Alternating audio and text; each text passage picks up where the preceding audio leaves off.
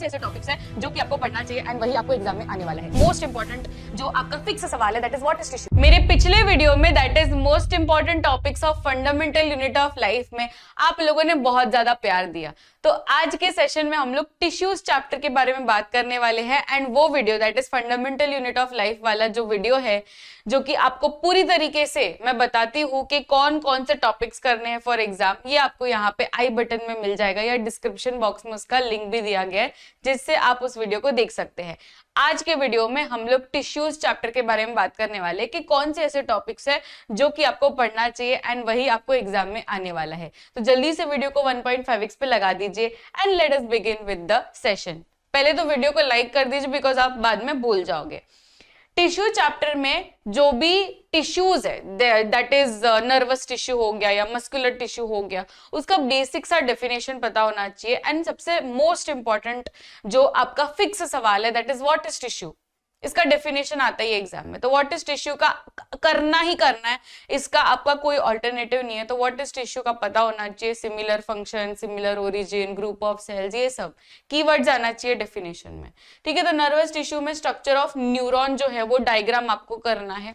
Muscular tissue में आपका जो ये तीन टाइप्स है, स्ट्राइटेड और फिर स्मूथ एंड देन कार्डियक, ये तीनों के बारे में पता होना चाहिए कि किसमें क्या है, कौन सिलेंड्रिकल है, कौन यूनिन्यूक्लिएटेड है, ये सारी चीजें। ओके, फिर एपिथेलियल टिश्यू का एग्जाम्पल पूछते हैं आपको, जैसे कि किडनी ट्यूब्यूल्स हो गया तो उसमें क्यूबॉइडल एपिथेलियम है। अगर स्किन बोलूं तो स्ट्रैटिफाइड स्क्वामस है। ठीक है, तो ये सारी चीजें पता होना चाहिए। सिंपल स्क्वामस किस में है, फिर बकल कैविटी में है, राइट। तो ये सारी चीजें आपको बेसिक पूछी जाएगी। एब्जॉर्प्शन सिक्रीशन कौन करता है, कॉलमनार करता है, तो उसमें फंक्शन एंड उसका लोकेशन कि ये कहाँ पे प्रेजेंट है। ठीक है, फिर अगर मैं बात करूं प्लांट टिश्यू की, तो प्लांट टिश्यू में आपको permanent tissue that is xylem and phloem के बारे में पूछा जाता है एंड उसमें जो कॉलेनकाइमा, स्क्लेरेनकाइमा एंड पेरेनकाइमा है विच इज सिंपल परमानेंट, वो भी पूछा जाता है बिकॉज आपको उसमें फंक्शन बेस्ड क्वेश्चन आएंगे कि फ्लेक्सिबिलिटी कौन देता है, तो कॉलेनकाइमा पता होना चाहिए। लिग्निफाइड कौन है, तो स्क्लेरेनकाइमा है। डेड कौन है, sclerenchyma. Husk of coconut, sclerenchyma.